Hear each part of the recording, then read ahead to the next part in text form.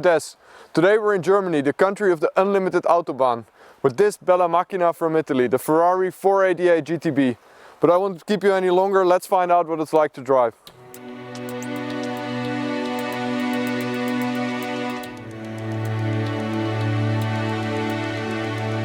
As far as supercars go, this car is one of the most beloved cars on the street.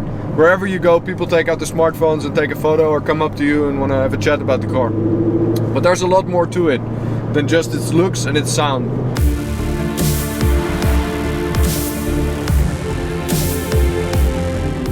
The interior of this 488 is very driver oriented, so all the controls are centered towards the driver. The combination of beautiful leather, red stitching and carbon fiber give it a really pleasant appearance and also sporty appearance. Most controls are displayed on two little screens beside the rev counter, which is still like a Ferrari signature positioned in the center of the dash. Provides the rev counter and the gear. For the speed I have to look to the left side on the tiny little screen there. They're controlled with little knobs here on the side, and I can connect my phone, use the radio or use the satellite navigation with ease on the touchpad here.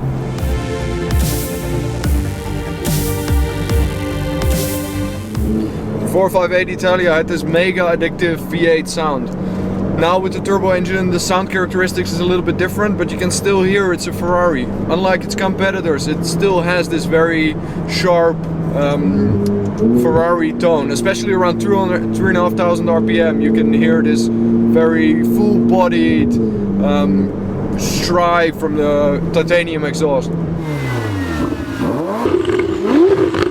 If you dare to put your foot down fully, the car skyrockets from 0 to 100 kilometers an hour in just 3 seconds. 0 to 200 kilometers an hour it takes only 8.3 seconds, and if you keep on pushing, the car will top out at a top speed of 330 kilometers an hour.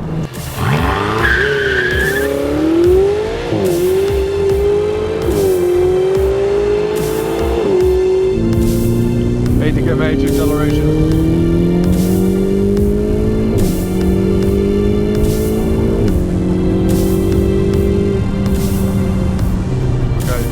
Acceleration in fifth gear.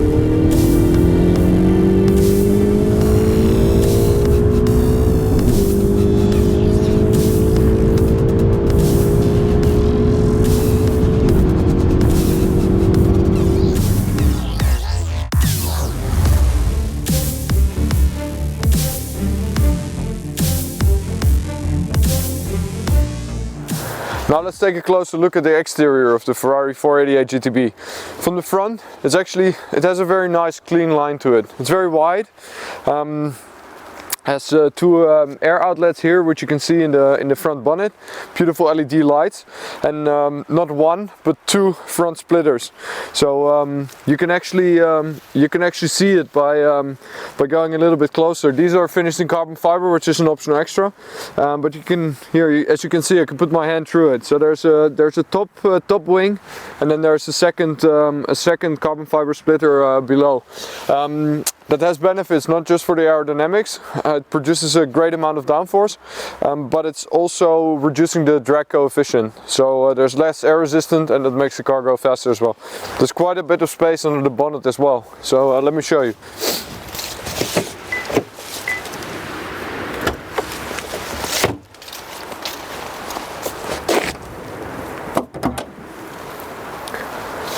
It actually fits, I think, a decent sized suitcase and a weekend bag easily. And then there's some Ferrari accessories, some emergency kit, and pretty good size. I guess it's bigger than the Audi R8 or some of its mid-engined and rear-engined competitors.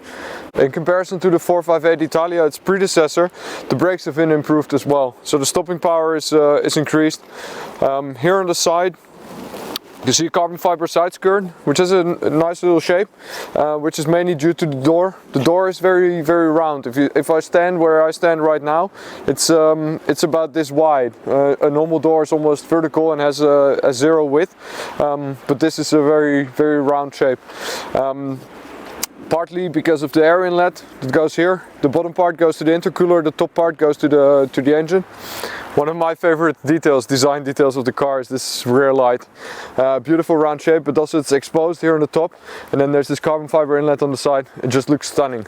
The turbocharged V8 engine lies exposed under glass cover, and you can not just see it from the outside, but also as a driver. There's a glass window directly behind you, so if you look over your shoulder you see the engine immediately. And every time I look from the driver's seat, I look to the engine, I get a smile on my face, just because it's so unique, and it's a beautiful piece of art really. Then here on the rear, titanium exhaust, which provide the beautiful and typical Ferrari soundtrack, and then underneath it is a redesigned diffuser, which aids the aerodynamics as well. I think in total there's something like 345 kilograms of downforce that this car can produce in the top, and that is really a lot.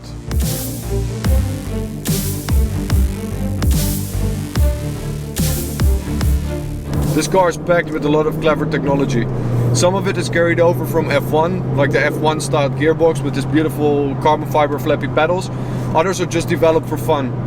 One of them is side assist, which actually allows the car to control the angle at which you come out of the corner. So if you start accelerating out of the corner and you start to drift a little bit, depending on the drive mode you're in, it will actually allow you to go out of the corner in a bigger angle, and this makes drifting really easy.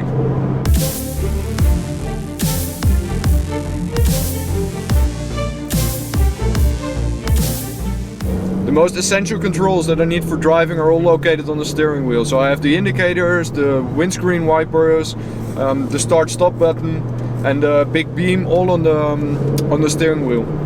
Since the F430, there's also a switch which is called the manettino, which is Italian for little switch, which allows me to choose between 5 predefined driving programs.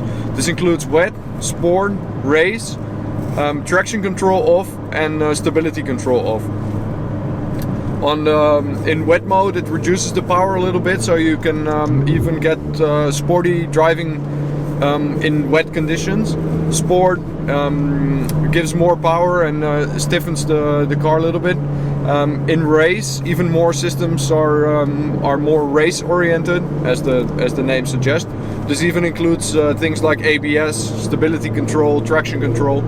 They can all be set to different levels. Steering the car over this beautiful country road, you realize that this is really the benchmark for a super sports car. The steering is razor sharp, even on the winter tires that we're on right now.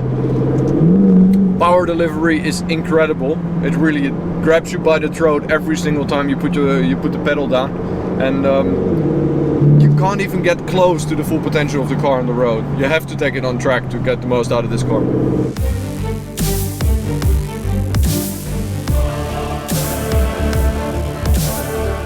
What can I say? 488 GTB. It's not just a beautiful car, but it's also an incredibly fast car. And there's a lot more to it than just the specs and just the performance, because you can, from seeing 3 seconds to 100 on a piece of paper, already indicates that this is quite a beast. But there's a few ways that the car really surprised me. It's so sensitive and precious when you turn the steering wheel, and also inside there's quite a lot of space. There are a lot of supercars I'm just simply too tall to fit comfortably, but and this was probably the least car I was expecting to be suitable for someone my size. But it's way more spacious inside than a Lamborghini or Audi R8 or the only car that comes close in terms of practicality and in terms of space is a Porsche 911 Turbo. The introduction of a turbo engine on this model marks a different era for Ferrari. It doesn't howl as much as its predecessor, and it's maybe not as emotional, but it's still very much a Ferrari engine. You get this beautiful sound at 3,500 RPM, and it still goes beautifully up to a red line of about 8,000 RPM. If I had the money and was looking for a car in the price range, I would definitely consider one of these.